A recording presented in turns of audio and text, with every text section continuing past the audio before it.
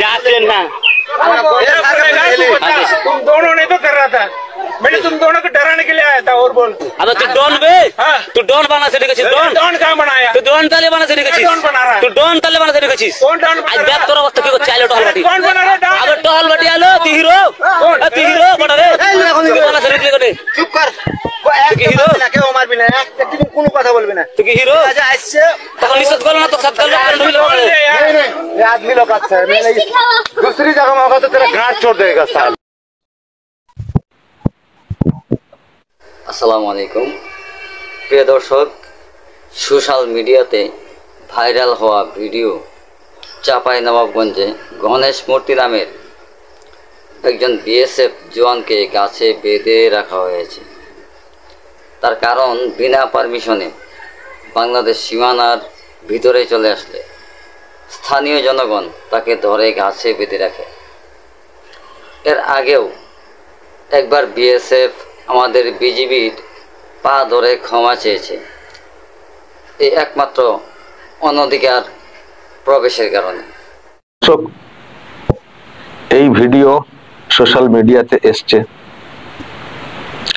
আর আমি দেখছিলাম বাংলাদেশের যেসব মেইন স্ট্রিম মিডিয়া রয়েছে তারাও অনেকে দেখাচ্ছে বা রিপোর্ট করেছে তাকে ধরে কলা গাছে বেঁধে এইসব করা হয়েছে। জানি না আগে পরে আর সব কি করা হয়েছে, যেটুকু এসছে এটাই তো দেখা যাচ্ছে না। আমি যখন প্রথমে এটা দেখলাম দর্শক, আমার তো গায়ে কাঁটা দিচ্ছিল, রাগও হচ্ছিল, প্রচন্ড রাগ হচ্ছিল, এখনো হচ্ছে রাগ যে একজন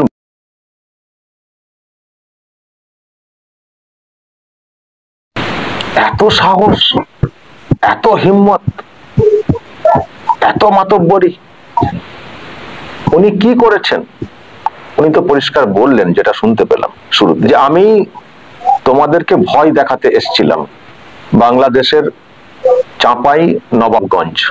আর সব জায়গাতে এখনো বর্ডার মানে কাঁটা তার নেই, সেটা তো জানেন কি জন্য নেই। এই রাজ্যের সরকার তো জমিই দেয়নি, এখন কিছু কিছু মানে দেবে বলছে, কিন্তু এখন দিল্লি তো সঙ্গে সঙ্গে আর বেড়া হয়ে যাবে না, তো জমি দেয়নি, তো বেড়া নেই সব জায়গাতে। তো যেখানে বেড়া নেই সেখানে বিএসএফ জওয়ান যারা আছেন তারা দেখেন, টহল দেন।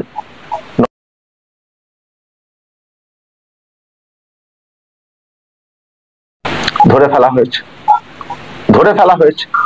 আর আপনি বলে কথা বলতে ইচ্ছে করে না, যারা এইসব কর্মকাণ্ড করে থাকে তাদেরকে আবার কি আপনি বলবো। যাই হোক, ভারতীয় হিসেবে দেখতে খুব কষ্ট হচ্ছে,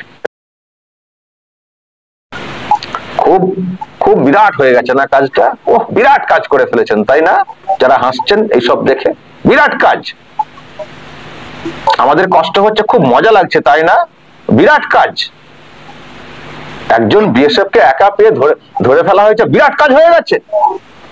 তাকে গাছে বেঁধে দু চারটে কথা শোনানো হয়েছে, বিরাট কাজ হয়ে গেছে। তো পেছনে যাওয়াটা, যেটার আমি ঘোর বিরোধী। আমি এর আগেও বলেছি, এর আগে একবার হয়েছিল অন্য একটি জায়গাতে, ওই তাড়া করতে গিয়ে ঢুকে পড়েছিলেন, তাদেরকে ধরে ফেলা হয়েছিল, আগ্নেয় অস্ত্র যা মানে কেড়ে নেওয়া হচ্ছিল, তারপরে আবার বিএসএফ এর অন্যরা খবর পেয়ে সেখানে যান, তাকে গিয়ে উদ্ধার করে নিয়ে আসেন। তো তখনই বলেছিলাম যে কি দরকার তাড়া করা, কি দরকার? আরে গুলি চালিয়ে দাও না, সীমান্তে এসছে গুলি চালিয়ে দাও। সেটা হচ্ছে নাম গণেশ মূর্তি, ওনার হচ্ছে নাম। তো আসসালামু আলাইকুম প্রিয় দর্শক, সোশ্যাল মিডিয়াতে ভাইরাল হওয়া ভিডিও চাঁপাইনবাবগঞ্জে গণেশ মূর্তি নামের একজন বিএসএফ জওয়ানকে গাছে বেঁধে রাখা হয়েছে। তার কারণ বিনা পারমিশনে বাংলাদেশ সীমানার ভিতরে চলে আসলে স্থানীয় জনগণ তাকে ধরে গাছে বেঁধে রাখে। এর আগেও একবার বিএসএফ আমাদের বিজিবির পা ধরে ক্ষমা চেয়েছে, এই একমাত্র অনধিকার প্রবেশের কারণে। তো সম্মানিত দর্শক, এই বিষয়টা নিয়ে ভারতীয় একটা চ্যানেল আরামবাগ টিভির উপস্থাপক মিস্টার শফিকুল অনেক লজ্জিত হয়েছেন। এখন আমি আরামবাগ টিভির উপস্থাপক বা শফিকুল ইসলামকে বলতে চাই, আপনি কথায় কথায় বলেন বাংলাদেশিদের যেন বিএসএফ গুলি করে দেয়। কেন? আপনাদের দেশে কি গুলি এত সস্তা হয়ে গেছে? রাস্তাঘাটে গুলি পাওয়া যায়, হাঁটলে পাওয়া যায়।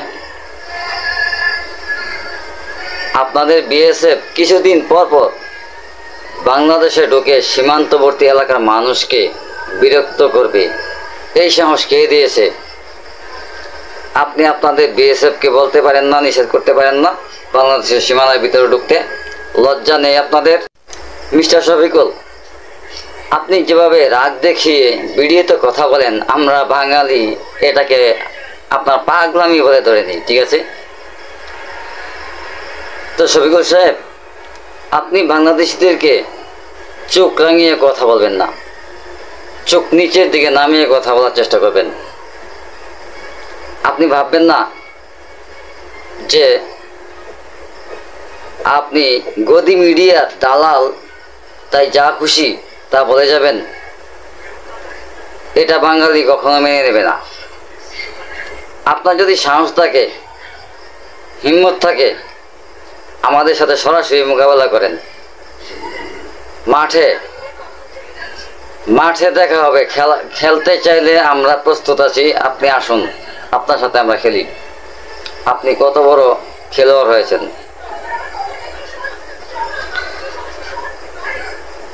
এত বড় হিম্মত আপনাকে কে দিয়েছে বাঙালিদেরকে চোখ রাঙিয়ে কথা বলার?